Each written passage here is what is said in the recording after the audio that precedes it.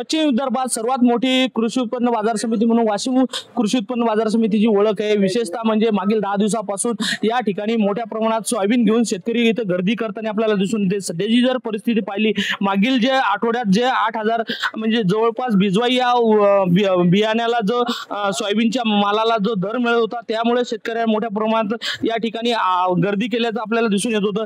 मात्र याही आठवड्यात जर बघितलं तर सुरुवातीच्या 2 दिवसापासूनच इथं मोठ्या प्रमाणात शेतकऱ्यांनी इथं गर्दी केली। जवळपास 30,000 क्विंटलच्या जवळपास इथं सोयाबीन इथं घेऊन आले। शेतकऱ्यांना मात्र जसा पाहिजे तसा दर मिळत नाही ना, तरीही आजूबाजूच्या जिल्ह्यातील शेतकरी या ठिकाणी मोठ्या प्रमाणात आपलं सोयाबीन घेऊन या ठिकाणी येते।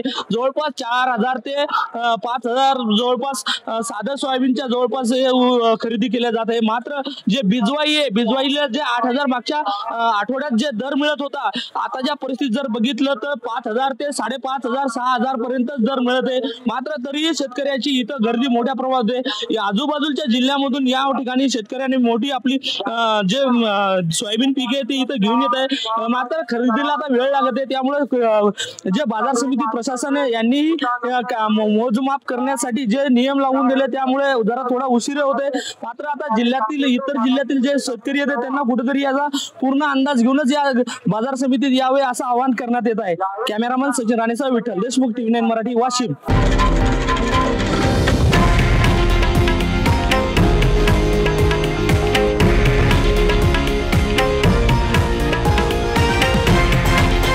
हे आहे देशातील नंबर 1 न्यूज नेटवर्क आणि आपण पाहत आहात TV9 मराठी, एकमेव।